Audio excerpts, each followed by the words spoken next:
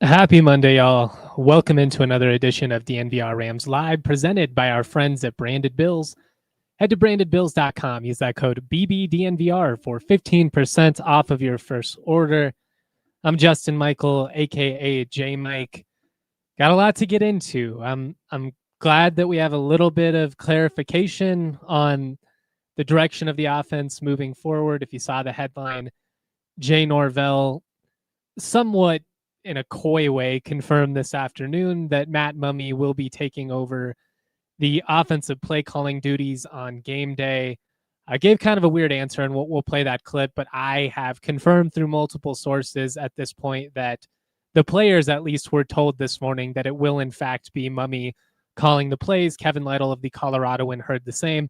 That's why we both had an article ready to go before Jay announced it. We had been hearing that all morning.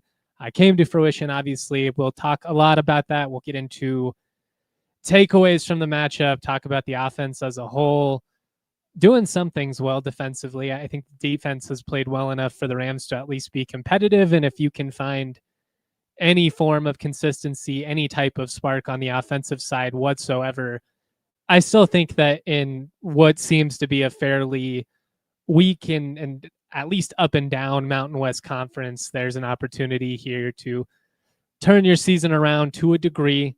I don't know if they're going to run the table based on what we've seen at this point. I mean, that would be such a stark difference. It's just hard to even envision that at this point. Whether it will be enough in the long run for Jay Norvell to be back in 2026 is a whole different conversation. I will say, though, after coming into the year being more in the camp that an in-season firing would be very shocking to me just based on what CSU had done the year before.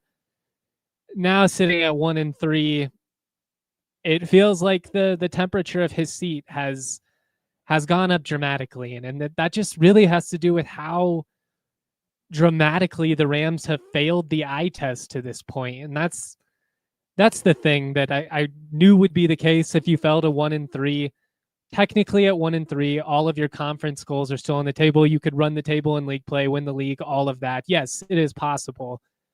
But the optics of being 1-3, given 3 of the first 4 were at home, it's not good. They really needed to earn some style points these last couple of weeks to get the fans to buy in after what we saw in the Arizona Bowl, which was most certainly a massive letdown in front of a large contingent of alumni. And to this point, really outside of, 4 drives in that Washington game, it has just not been good enough. And CSU falls 20-3 to Washington State Saturday night. It was the game the Rams were favored by close to 6 in at one point. I think it dropped closer to 4.5 at game time. But still, this was a winnable game against a team that had been reeling. They'd given up 59 points in back-to-back weeks. Believe they had given up scores on 15 straight offensive series for the opposition, not including a kneel down scenario. And to come out and get the field goal and then not produce any more points for the rest of the night was just maddening. And people are fed up at this point. I wrote it Saturday night, but the collective patience has ran out. I wrote that, to me, the best thing that Jay Norvell could do optically at this point would be to give up the play calling duties, give Matt Mumme or somebody else an opportunity on the staff to try and, spark the offense. Mumme would have made the most sense given the fact that he's been with Norvell for a decade. He has head coaching experience. He has called plays in the past. And obviously the son of, Hal Mumme and his influences with the air raid and all that, like Mumme would have been the most logical choice to take over. But Saturday night, I still thought, well, maybe it could be Bill Best. I don't know, Chase Holbrook, something like that. Mumme would have been the most likely given the fact that he called the plays in the spring. I still don't quite understand some of how Jay has handled the play calling role over the last year, just in the sense that I had heard it was going to be Mumme in the spring. Obviously, I reported that. Mumme did call the plays all spring.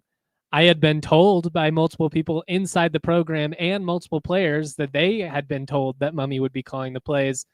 That didn't end up being the case, obviously, early on in the season, but it all ends up coming full circle in the end, I suppose. I mean, I asked Jay Norvell Saturday night how he would assess his own job this season. He's been pretty openly critical of the quarterback play. He's talked very openly about needing more consistent execution, basically needing a higher level of execution from the position. So I asked him, how have you done putting this offense in a position to succeed? Here is his answer. This is from Saturday night, and then we'll play another clip here in a couple minutes of Jay from this afternoon, kind of talking about some of the shifts with the staff and potentially begrudgingly admitting that it will be, Matt Mumme taking an elevated role within this offense. But here's Jay Norvell Saturday night answering a question from myself. You talked a lot about, the struggles with quarterbacks and executing this year. You'll have to go back and look at this game. Mm-hmm. How would you assess how you've done in terms of how I've done? Just putting this offense in position to succeed? Well, I mean, obviously we haven't scored enough, so not good enough. I like to make the decisions because I think I can control what goes on for the game. And so obviously it hadn't been good enough. So not good enough would be the answer. I'd say.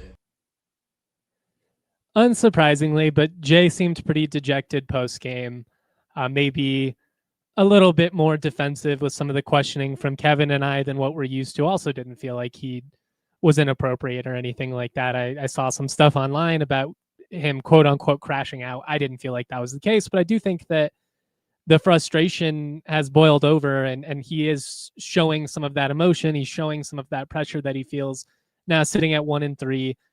If you were in the building Saturday night, you could feel it. It was tense. The fans were frustrated. It wasn't quite as ugly as it got at times against UTSA. I think people were a little bit more patient with Jackson Brousseau.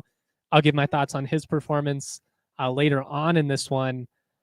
But obviously a couple of days later, after Jay said Saturday night that he likes calling things because it feels like it gives him more of an opportunity to control the game, which is something he's always said. We got this answer today from Jay Norvell, kind of begrudgingly confirming that there is this offensive shakeup with the staff here. Yeah, the aligning the staff and everything after Saturday, obviously, mentioned, the offense obviously isn't producing points you want.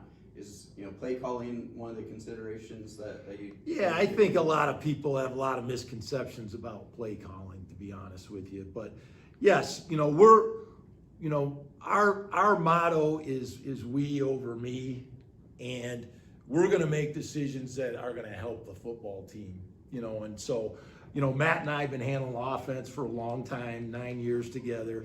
Matt's going to communicate with the quarterback this week, done a good job, and we're just going to change it up that way. And so I think a lot of people have a lot of misconceptions about how the staff works and how we work on offense, but that's how we'll handle it this week. Obviously, like you say, you guys have worked closely together on that systematically. Like, I assume that means probably not big change or anything. It's somewhat, communication issue. I know you guys really want to know what our game plan is and everything, but probably not going to share that with you. But no, we've been on the same page for a long time about what we're going to do, and we need a little spark, and so. We'll continue to make changes and adjustments, throughout the year like we do every year. So this is no different. You mentioned wanting to limit the penalties. Is having maybe Matt do some of that communication, is that a potential benefit of you being able to, be less in the play sheet, more on? No, I don't know. I think that's more of a function of being clean in practice. Mm-hmm. I think the penalties are a carryover of how we fundamentally practice, guys understanding their assignments and not getting out of position, and so we're very hard on our guys in practice to do things properly and do it the right way. So so that's how we'll just continue to focus on that. And the other part is limiting our package. We've done a lot of different things, offense and defense and special teams. I just think it's really important that we limit and focus to where our kids can play confidently. Kind of a lot to get into there in terms of his response. Again, maybe sort of a begrudging admittance that there is going to be a change at play caller. But as I said earlier in the show, just in case you missed it, tuned in late, I and Kevin Lytle have both confirmed through our sources that it will be Matt Mumme calling the plays for CSU against San Diego State on Friday night. Sounds like they're going to try and condense the offense to an extent, which I think is smart.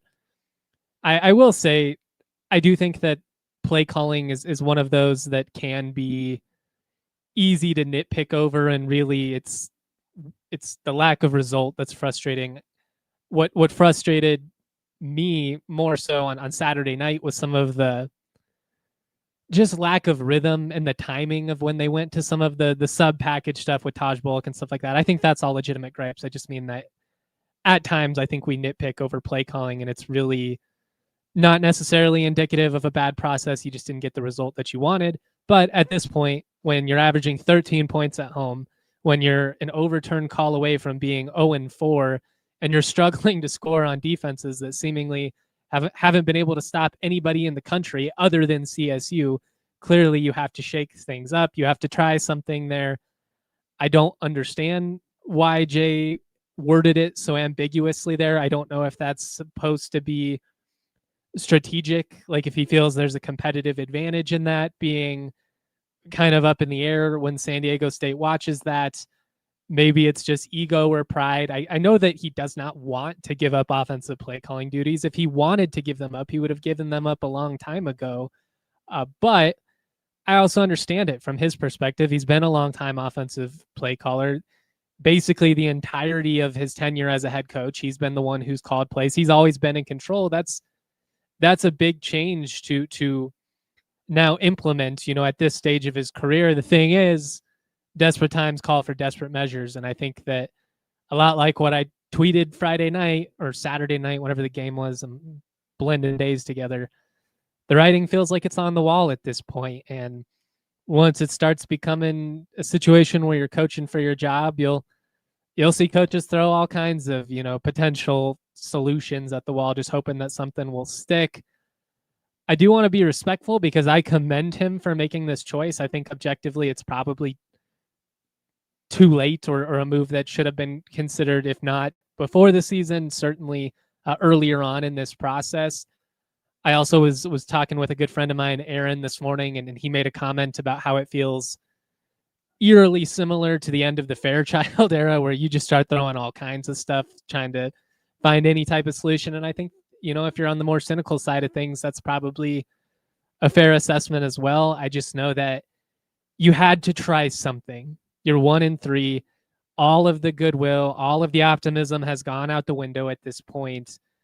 I imagine the attendance, regardless of what happens against San Diego State, is going to take a pretty substantial dip for Fresno. You'll still probably get a good crowd for homecoming because a lot of those tickets are purchased months in advance. You got people coming from out of state, but people are fed up. And after really failing in these two games and in pretty spectacular fashion on the offensive side, again, defensively, you're doing some stuff well right now. Although the injuries are starting to really add up, I'm pretty concerned about the depth moving forward. It's just a really big bummer that September continues to be such a dreadful existence as a CSU fan. Sometimes it's maybe illogical and lacking of context, but first and last impressions basically set how your season is going to be viewed. Last year's a perfect example of it. You did a lot of good things in the league slate. You were competitive. You won some rivalry games against Air Force and Wyoming, which was great. You definitely need to do that this year as well. But CU in Texas, Fresno State in the bowl game, the first and last impression really that you have of the year, that's what you're left with. And again, like I can point out all the things that they did well. Avery Morrow went for 1,000 yards. Yeah, that's great, I guess. Boom Jock at 100 tackle season, which talk about transfer portal not working out. He has 2 total tackles for Cal this year. 100 tackle guy at CSU. Portal doesn't work out for everyone. But the Rams had to try something because very clearly this season is trending in the wrong way. I have a lot of respect for Jay Norvell. I like him. I think he's underrated from what he's done from a recruiting standpoint. I think from a culture setting standpoint, all that kind of stuff is great. His community involvement, but it's not are you a nice guy business? It's a results business. And when you're committed to athletics in the way that CSU is, what we have seen from the program at this point of the season, at this point of his tenure, year 4, it just hasn't been good enough. And maybe this play calling change will be enough to spark it. Maybe a lot like the quarterback change last week, it doesn't prove to really do a whole lot. But you had to try something because at this point, people are ready to boil over. And I can't tell anybody they're wrong at this point. I mean, I'm tired of having to come on here and play Dr. Phil for everyone as well. So I get it, but it's just a tough situation right now. We're going to keep this rolling, keep the questions, comments, etc. flying in the Toyota chat. If I don't get to you right away, we can always star it and come back around. Let's take a quick break. Let's shout out a couple of our partners, and we'll get into some more takeaways from this matchup.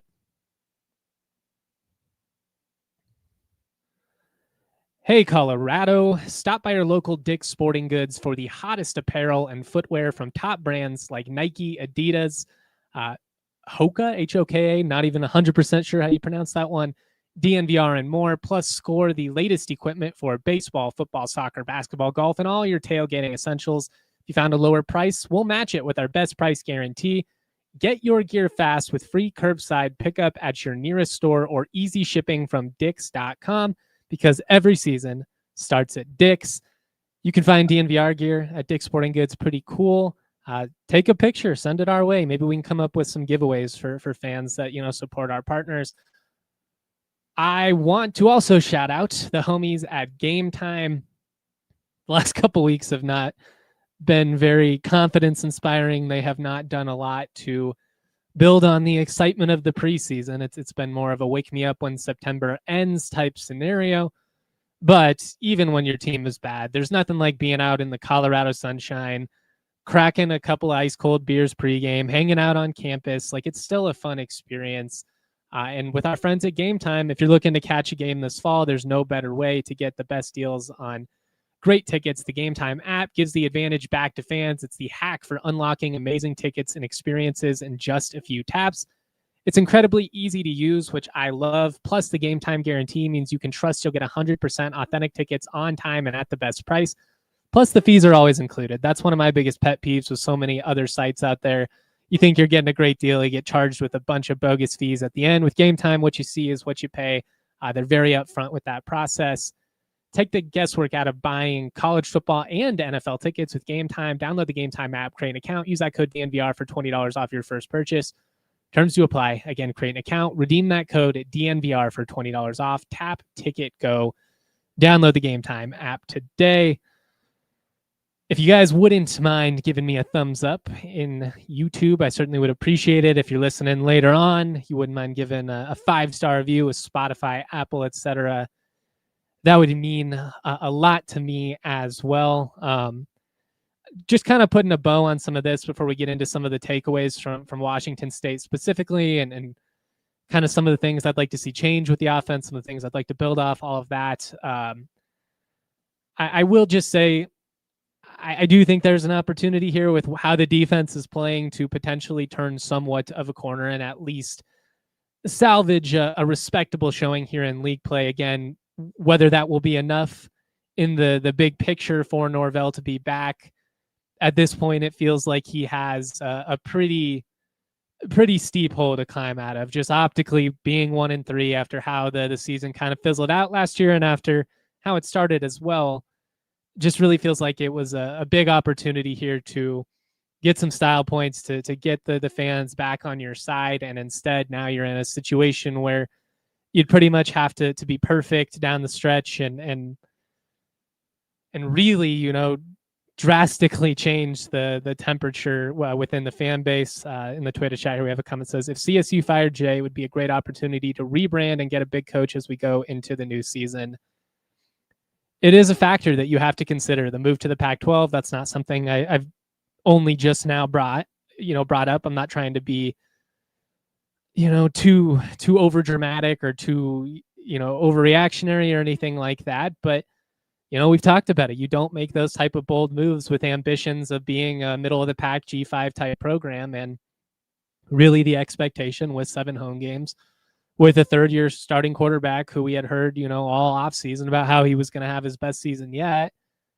There was an expectation that you would not only show, what you did last year, but build off of it. And frankly, despite having what I would argue is more talent on paper, and I think that's part of what's been really confusing for me. It's not like they don't have some guys that can make plays. This running back group is phenomenal. Rocky Beers, Jackson Warren, even some of the receivers. No, I don't think the receivers have been tremendous. And I think especially in this one, they left a lot to be desired. Guys, we're not getting open. There's a reason Brousseau is having to scramble so much. He was working his reads, and good on him, for checking down to the running back, for scrambling and extending the play and not forcing a bad ball, not making a bad decision.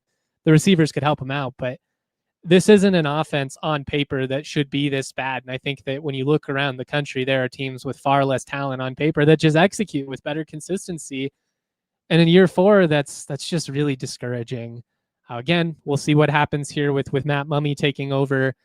I don't know if all of a sudden, everything's going to drastically change. I will be interested to see kind of stylistically what it looks like based on what Norvell said today. I don't think we are going to see crazy dramatic changes. Like, I don't think all of a sudden you're going to just be in an offense that looks nothing schematically like what we've seen this year. But I do think you simplify some things. I think you lean on that ground game a little bit more, as much as the fans with the name Mumme are going to expect 50 pass attempts or something like that. I mean, you saw there were some struggles in pass protection this past game. The O-line, and especially with Tanner Morley's injury, sounds like he's going to be out this week. Not 100%, but sounds like he'll be out. Hopefully allow him back the week after. I don't think that's putting your offense in a position to succeed. One, I don't think you have the receiving core for it. Based on what we saw in the trenches last week, I don't think that's going to set you up for success.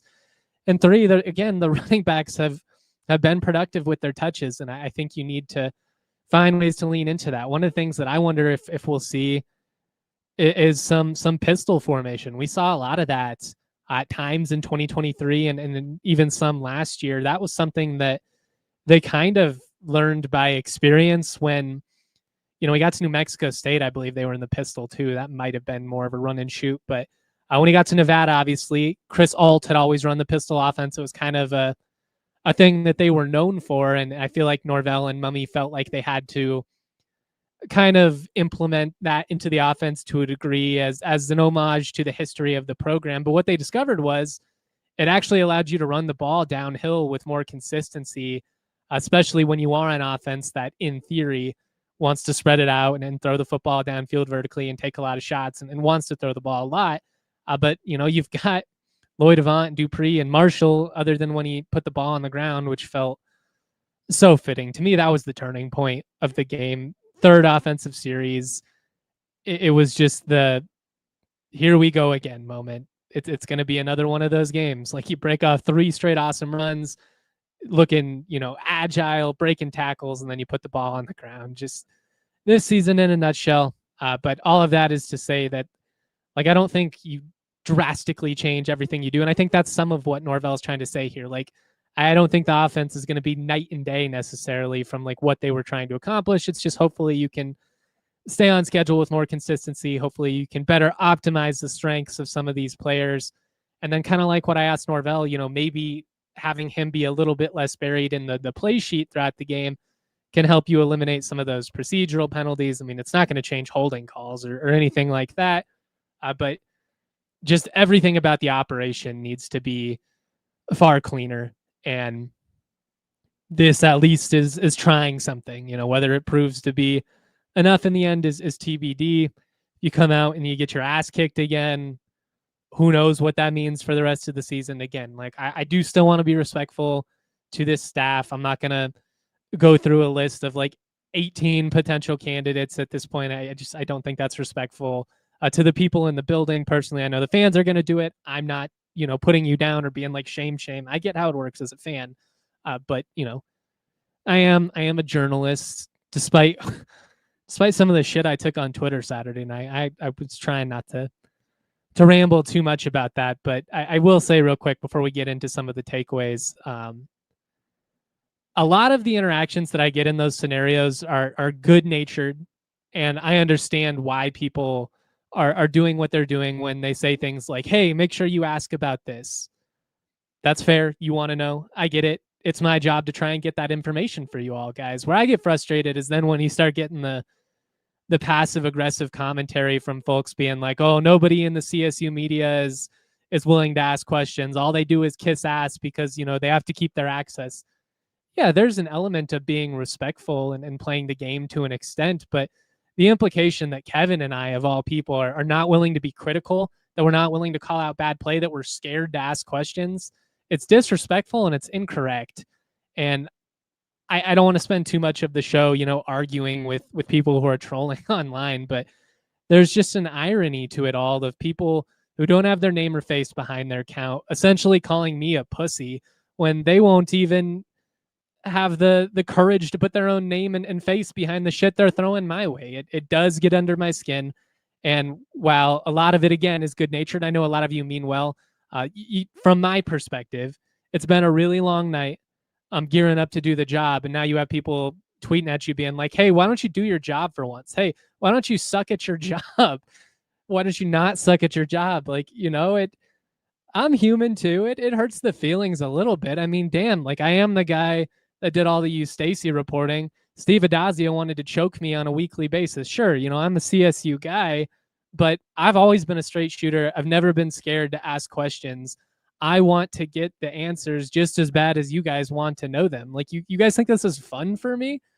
It's annoying. Like that's the last I'm going to say about it. I got a ton of other responses from people being like, "Don't listen to it. We appreciate everything that you do." And again, I'm not saying that you guys can't question my takes. I'm not saying you can't, throw suggestions out or anything like that. I just think when people start saying stuff like that and then they're surprised when I get a little bit offended or a little bit, like snarky with my response, like, "Oh man, chill out."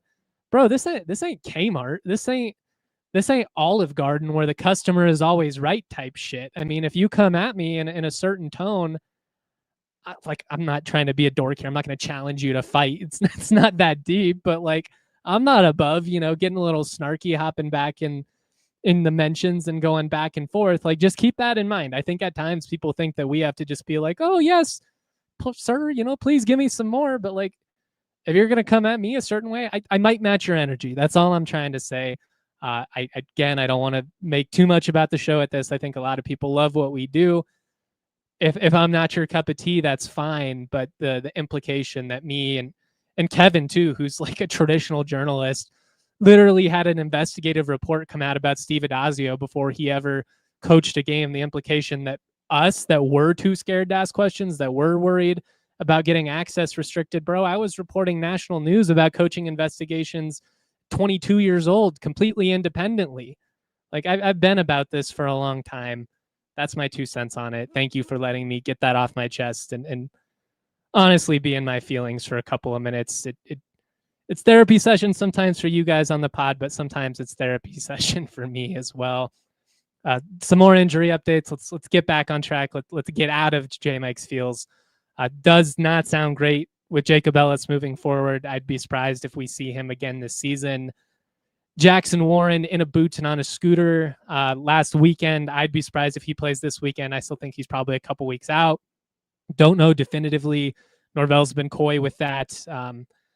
Had heard that it was like a foot fracture. Again, that's what I'd heard. I'm not reporting that definitively, but we shall see. I think they're hopeful that they'll have him back, but at this point, it could be too little, too late, depending on what's happening with the rest of the season and what the offense looks like these next couple of weeks. All right, let's take a breather. Let's shout out a couple of our partners. Let me catch my breath, and then we'll get back into the takeaways.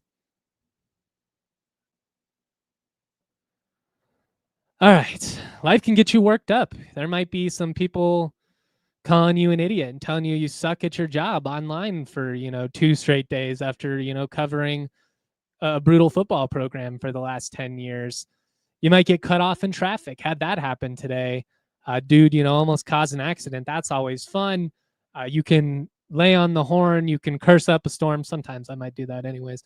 But it really doesn't do anything to help the situation. Life's all about taking those curveballs that get thrown your way and dealing with them as best you can. When you're 1-3, when your offense is a mess, what are you going to do? You're going to punch a hole in the wall, or are you going to get back to work, try and make some changes?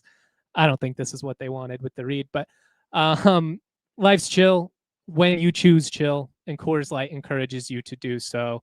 Coors Light is Rocky Mountain refreshment. It's cold lagered, cold filtered, and cold packaged for a smooth finish. Make the most out of the times you choose to chill. Choose Coors Light. Get Coors Light delivered straight to your door. Visit CoorsLight.com/DNVR. Celebrate responsibly. Coors Brewing Company, Golden, Colorado. I also want to talk to you about the official vehicle of DNVR. Of course, I'm talking about Toyota. For generations, Toyota's built durable legends destined for greatness and perfect for Colorado. Whether you're looking for something to conquer the mountains and the ski slopes, maybe head out, to the slope or something like that, or you just want something to cruise around town with, Toyota has an option that's right for you. They've got 17 models with all-wheel drive or four-wheel drive, which makes them perfect for Colorado living. Check out the 4Runner. They've got more low and zero emission vehicles combined than any other automaker to give customers numerous choices to reduce their carbon footprint. 16 hybrid vehicles to choose from, like Tundra iForce Max hybrid truck. Toyota SUVs take command on the road and on the trail. Toyota is a proud partner of CSU Athletics and the official vehicle of DNVR. Toyota, let's go places. Okay.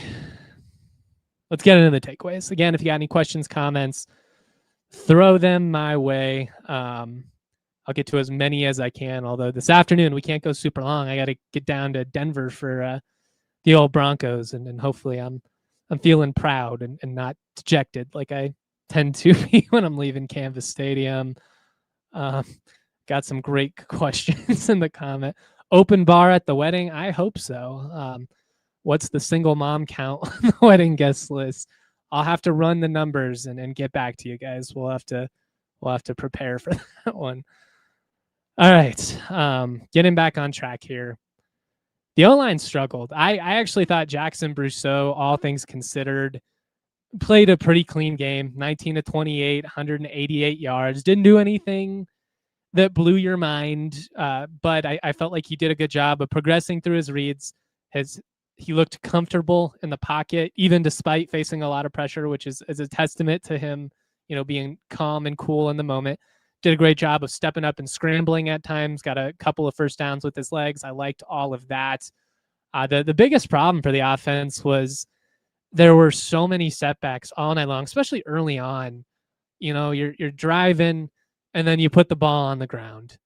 You get a big play, and then it goes back for a holding call. 5 penalties in the first quarter. I really felt like it didn't. I was going to say it did CSU in the end, which isn't maybe necessarily fair because they only had 2 the rest of the way, and there was plenty of time to get back into this game. I mean, the defense in the second half gave up like 100 yards total and pitched a shutout in the second half. The defense, as you could say, against UTSA, did enough to give CSU a chance. I said before the game that it felt like if you scored 25 points, that's enough to win this game at home, because I felt confident in the defense's ability to keep Wazzu, sub 24. That was true. You should be able to score 25 points at home, especially against a team that's given up 128 combined points over the 2 weeks leading in. It was ugly, and I feel like the constant shooting yourself in the foot was the biggest reason why. You go through some of the numbers, like CSU had 9 drives in the game. They averaged 8 plays, and they averaged close to 40 yards of offense gained, which just looking at those, if you isolated those numbers, I probably would have been like, oh, they probably scored like at least 17, 20 points. That's what was amazing about what CSU did in this one. You break off a big run with Avant or Marshall or Dupree, and then back-to-back holding calls, or procedural, execution issue, something like that. Like, it was just so much ugly football, so much of what we've been whining about now all season. And again, when you're in year 4 and you're still talking about the same things, a quarterback who can't get in a rhythm, an offense that seemingly has no identity, a team that plays with a lack of discipline and continually shoots itself in the foot with untimely penalties. Like that's on coaching at the end of the day. I like Jay. I think he's a good guy. I think he's good to Kevin and I, and all of that is true. But again, this is a results business, and just what we have seen of late has been ugly. The Taj Bullock wrinkle is not working. What I don't understand about what they're doing with him right now, and it's so easy for me to Monday morning quarterback this, I understand it, but what we saw in camp is not even close to what we're seeing in how he's being used in the actual game. In camp, he was everywhere. He was lined up wide quite a bit. They were getting the ball to him, and we saw it a little bit against Washington. He caught a pass. I thought, we were going to see him do some jet motion type stuff where maybe you introduce like a reverse or something like that. I thought some double pass plays might be in the mix. I thought you had an opportunity to get all kinds of creative based on what we were seeing, more of a Taysom Hill type role, because that's what everybody was calling him. That's what it looked like with what we were seeing in practice. And what it's been in actuality is a wildcat sub package where it's almost always going to be QB dive, straight up the gut, or like QB power off tackle. And it's not working now for a couple weeks in a row. It's just so predictable. Like you do get the one touchdown out of it where you finally let him throw it. They have to throw it with a little bit more consistency with him back there, or teams are just going to put 9 in the box and crash up the middle like they have been, especially with some of the struggles that CSU is having, giving up penetration in the interior right now. It's just not a package that I would go to with such frequency. I'm not saying you completely throw it out. He's a good athlete. I think he's a weapon, and I think there's a way you can make him the Swiss Army knife he was sold to be. But right now, with the struggles you're having offensively, I really do feel like it's been at the detriment of the offense, both in the sense that you're consistently pulling your quarterback off the field, so it's hard for him to get in the flow of the game.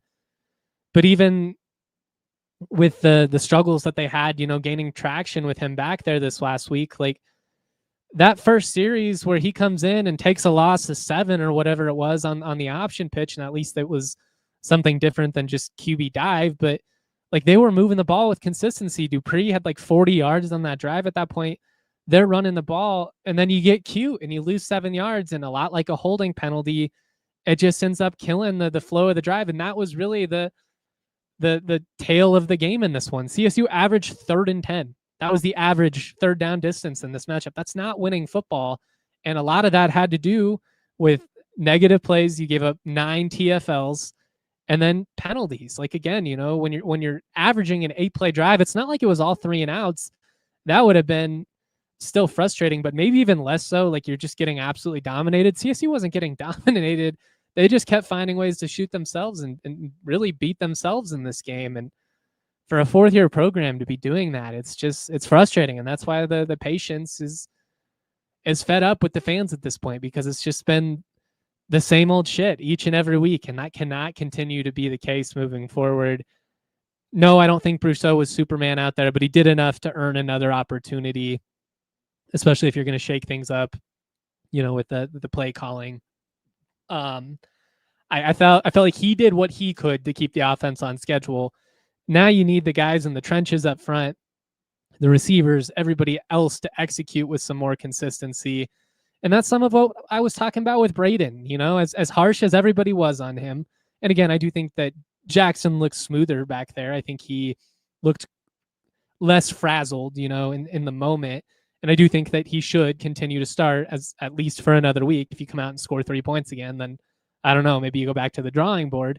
But, there's probably a little bit of indication for Braden on the sideline, like, see, the shit ain't always on me, like, you can blame it all on me, but the offense right now as a whole is just broken. And that's why I kind of had to ask Jay about that post game.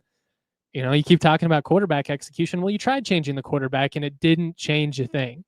Yes, you were a little bit more composed in the pocket, avoided some bad plays in that sense, but offensively, you failed to score a touchdown at home for the first time since October 2nd. 2010, 15 years. You got shut out 27-0 by TCU. Still remember that game. Funny enough, it was my brother's birthday. And like one of those situations where my dad and I are forcing my brother, who at that point, he's now a CSU diehard, but at that point could not have cared less about CSU at like 12 years old. We're forcing him to watch the game before we can do his birthday party. And the Rams are getting shut out 27-0. But this felt like the Fairchild era, man. And really the first couple of games, it's felt like the Fairchild era of just a team with no identity, despite the fact that you have some talent. Like as ugly as things got at the end of the Fairchild era, and people really don't give them enough credit for this, most of the players that people love to rave about from the McElwain era and who Mac gets credit for were Fairchild guys. Crockett Gilmore, Weston Richburg, Capri, Garrett Grayson, all those guys, Shaq, all of them. Those are all Steve Fairchild guys. The depth of the program was not great. His ability to run the team was not great, but he had an eye for talent. And I think maybe we've seen some of that with Norvell. I don't think it's been quite that bad. I don't want to be unfair to him, but just in the sense that you're looking for any type of spark whatsoever, and you're trying to throw a million different things at the wall trying to find it. It does remind me of late era Fairchild, but it's hard to watch. Like the offensive product this past week was hard to watch. Felt like Adazio, felt like Fairchild, it felt like whatever you wanted to call it.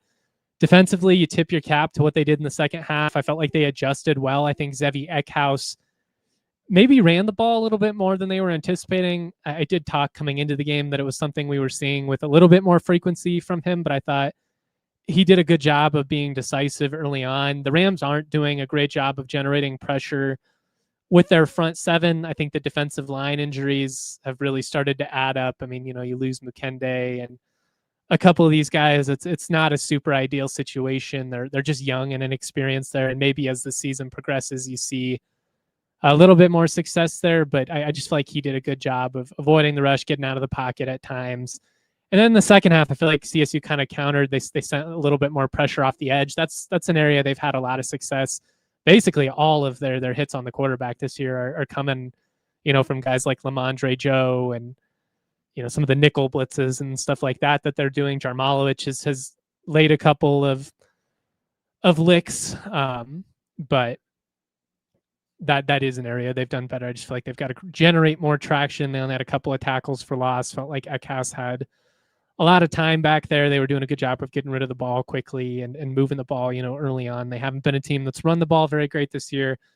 Him doing just enough with his legs to keep the defense off balance, I felt like was enough to kind of spark them offensively in that first half, but credit the defense for adjusting and not rolling over or anything like that. You did enough. Again, like if you're only giving up 17, you're only giving up 20 points at home, that's winning football in 2025. You should be scoring 21 points at home every week, especially when you're not playing elite competition. Like this isn't top 25 teams that are coming into Fort Collins. This isn't the Washington State of 2022 or 2023.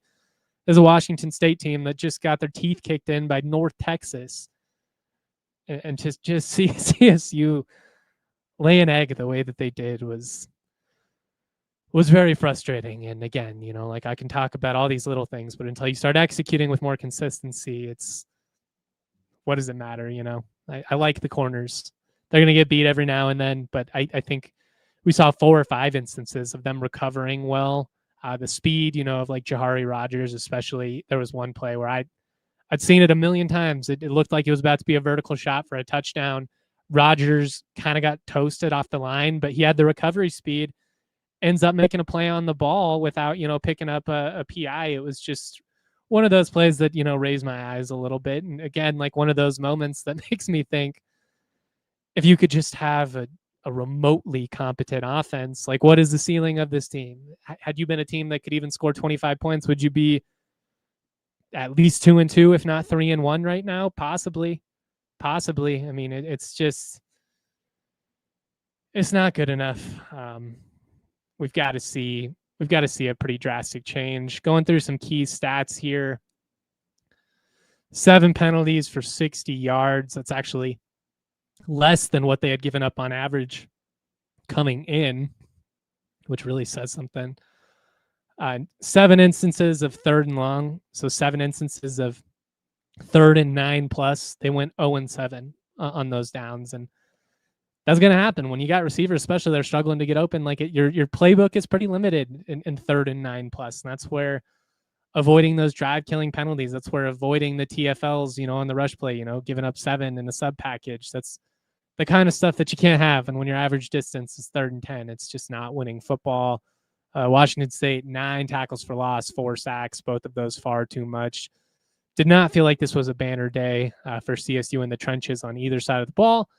1 of 4 on 4th down, 0 of 1 in the red zone. All of these very simple stats, but all of these very easy things to point to why you struggled and why you came up short against a team who appeared to be dead in the water and now is going to go on the road to play back-to-back ranked teams and might lose by 50 again 2 straight weeks. And it's going to make that box score look like even more of an outlier when you realize like it's going to be like, wait, Washington State gave up 45 plus in 4 of 5 weeks, but only gave up 3 to CSU in their own building. What the hell went wrong?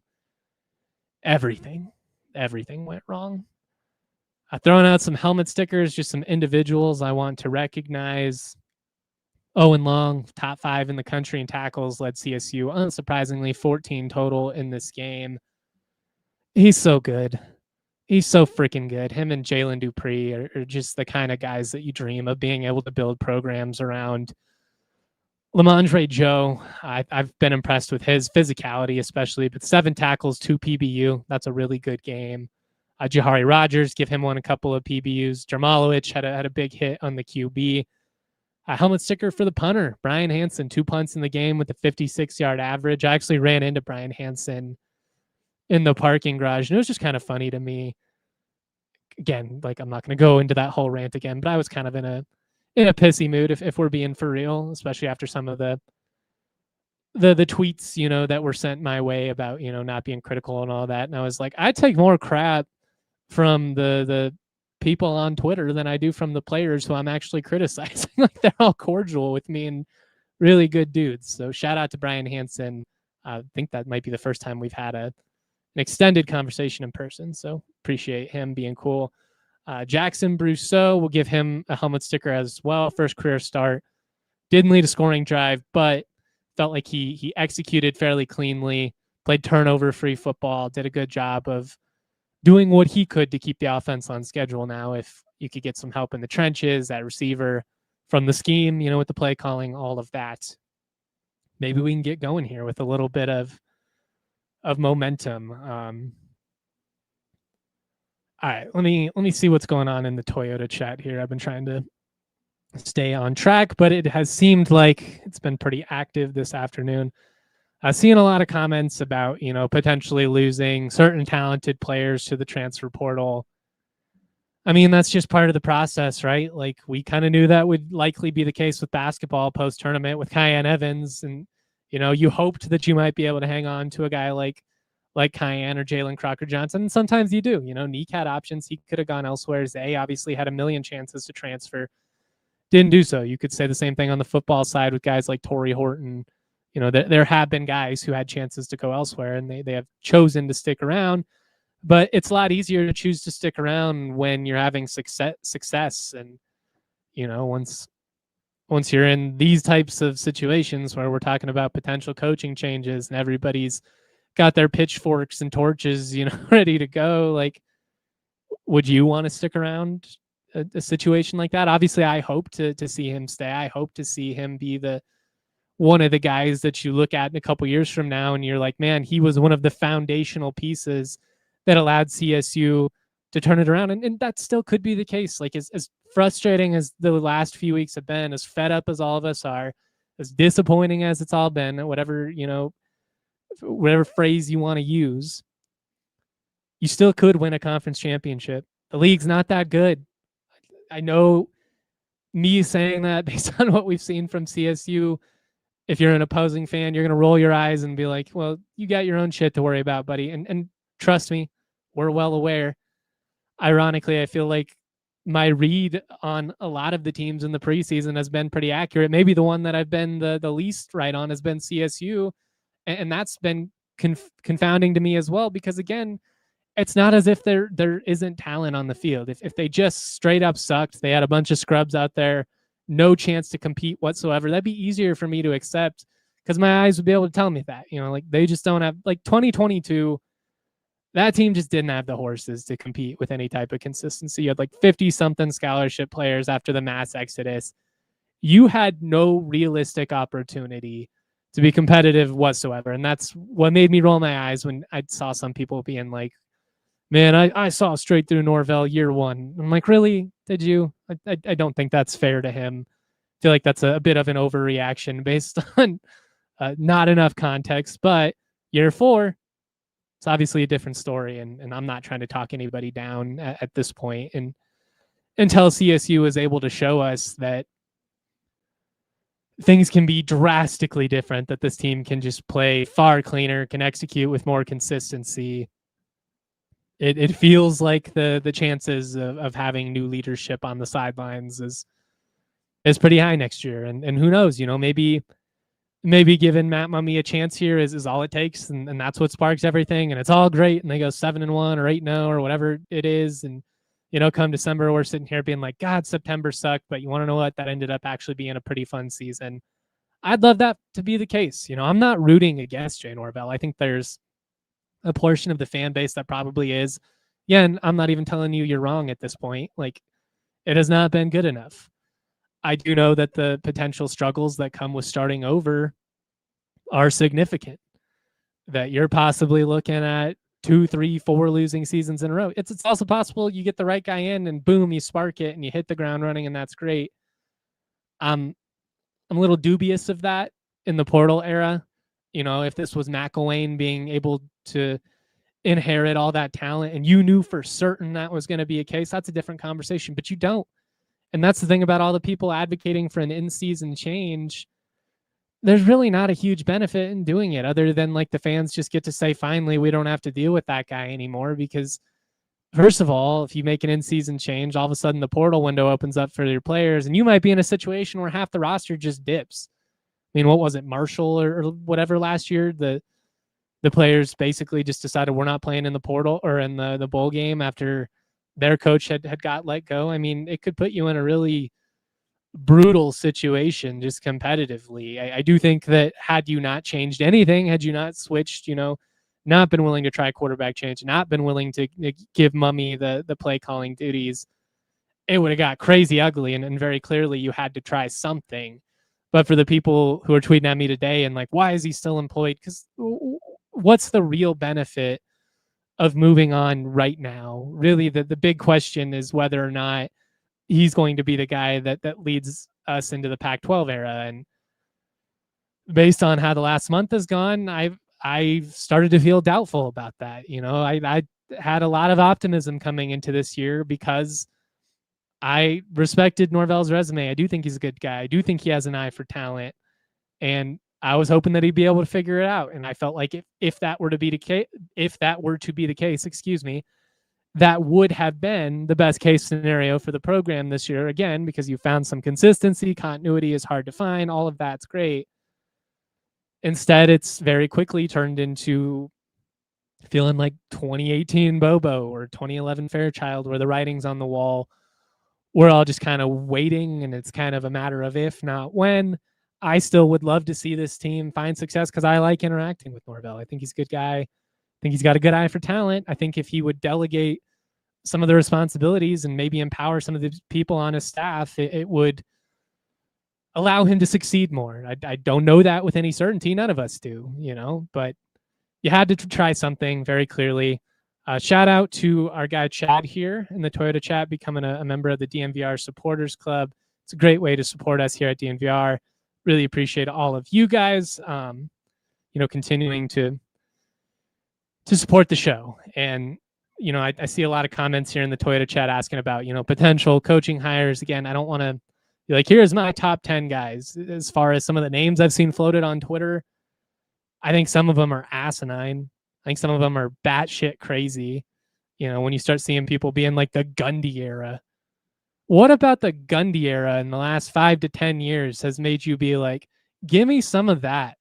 Let's sign up for that. They lost 52-0 to CU last year. That wasn't a great CU team. Like, I would hate that. That feels closer to a Dazio-esque hire than The other way, which to me would be go find somebody who is a proven program builder who has done more with less, maybe find somebody in the FCS rank, something like that, a Jason Eck type hire.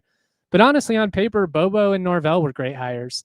On paper, Fairchild made sense. And that's the thing about this process that's such a crapshoot. You can do all the right things and just not get the right results. And unfortunately, that's been the case for CSU outside of Adazio, which was a situation where you basically got what was coming to you and exactly what you deserved for hiring such a moron to run your program in the first place. Like, you give the keys to a car to a blind toddler and he crashes it. Whose fault was it? Was it the blind toddler, or was it the person that, gave him the keys and said, go, kid?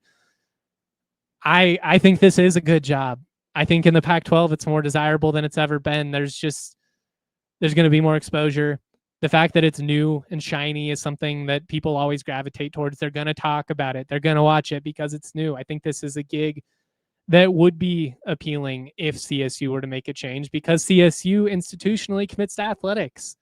A lot of schools can't say that. There are schools in the Power Four who, yeah, they have more resources based on the fact that they have bigger media rights deals and therefore are able to spend more. But when you're talking about like access to resources and comparatively, they don't allocate the same level of commitment to athletics. And that's why it's always been like, man, if CSU could just be P4, imagine what we could do with all those resources, because we do spend, we try and win, we have all of the extra coaches on staff, we have the facilities. There's no reason that CSU should not be a program that does more. And for whatever reason, the last 20 years, especially, we've been the program that manages to do less with more. And it's a trend that just needs to trend in the opposite direction.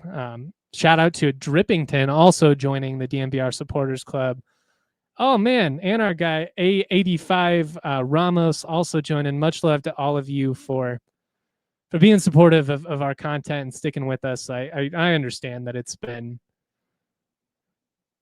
tough. It's been a really disheartening start to the season, and I just hope that at some point we see some type of offensive spark that we're able to, at least salvage something here. What it means in the long term, the implications of all that, we'll have to see. But I'd rather go 6-6 and 3-9, rather go 6-6 than 2-10. I don't think that's what you strive for. But just realistically, the fact that they're 1-3, the fact that you've blown a couple winnable games, and you very easily could be 0-4. This team hasn't executed at the level necessary to come even close to, the standard that everybody was hoping to see. Jacob says, what about Dana Holgerson? To me, he's right in line with Gundy. I mean, how did things go for him at Houston with all those resources? Like, I get these were great coaches, but the game passes everybody by at some point, and I'm inherently skeptical of some of these dudes evolving with the modern landscape. And to me, that's why, and again, like, I don't want to do this every week. I'm not going to do this every show, just to be honest with you. But I would be more in favor of, like, go get a Colin Klein, kid that grew up in Loveland, played quarterback at Kansas State, considered a rising star in the coaching ranks, or go get somebody who's, dominated the FCS ranks and been able to do more with less, like a Brent Vegan or something like that. I mean, he would not be a flashy hire. He would not be a sexy hire, but I think that's a misconception sometimes. I think, people want flash. We need the CSU Connect. Why don't we just get a guy that can win? And if he wins so much that he happens to get poached and go somewhere else, so be it, because there's not going to be another Sonny Lubick. There's not going to be another coach who turns down Miami in the modern landscape. You just can't. The gap in resources, it's too big. We see guys leave their alma maters. Look at Oregon State. He left for Michigan State because there's levels to this, and it becomes a numbers game. It becomes a bottom line deal. So just go get a guy that can win, and we worry about finding the next guy when that time comes. Or, maybe none of this even comes into play, and the offensive change is all that they need, and Norvell's able to spark it. I'd love to see that. Because to me, that would be good for the program to be able to maintain a sense of continuity. And like, if you did something remarkable and Jay got all that goodwill back, like imagine how cool that would be if they turned it around and all of a sudden it felt like it was a successful program. The odds of that happening don't feel super high right now, but also, like it's emotional week to week. If you win these next 2 weeks, you're sitting at 3-3, then all of a sudden the pendulum could swing for you. All I'm saying is it's too early to throw in the towel just yet. Does feel like we're reaching stages of desperation as a program, but you have to show something here. Last thing I'll say, people asking about Savage and Alford and guys like that. I will never support somebody as a head coach who's never even called plays. That's just such a drastic jump in responsibility. Maybe OC, something like that. I mean, you can't get the experience play calling until you do it, obviously, but I'm just, in principle, that's a huge gamble for me. So that's all I've got for you guys today. We'll be going live Thursday with the Friday night game. Each of the next 2 weeks will be going live Thursday at 11 a.m. We'll be talking about what we learned from practice. I believe tomorrow will be the only day there will be availability, but we'll see what that's looking like, see what the offense looks like with Matt Mumme. Yeah, a lot to be learned about this team this week. Much love to our awesome producer, Dion, behind the scenes, making all of this run so smooth. Could not do it without him. Could not do this without all of your guys' support. I know I rambled about a few people trolling me online, but genuinely the support that I get from CSU Rams fans and from Ram Nation, as we call it, it's something I try to never take for granted, and it means the world to me. So that's all I've got for you guys. Much love, y'all. Always proud to be. Thank you for listening to the DNVR Rams podcast presented by Branded Bills. Head to brandedbills.com. Use that code BBDNVR for 15% off your first order. Peace. We all silly like the mayor.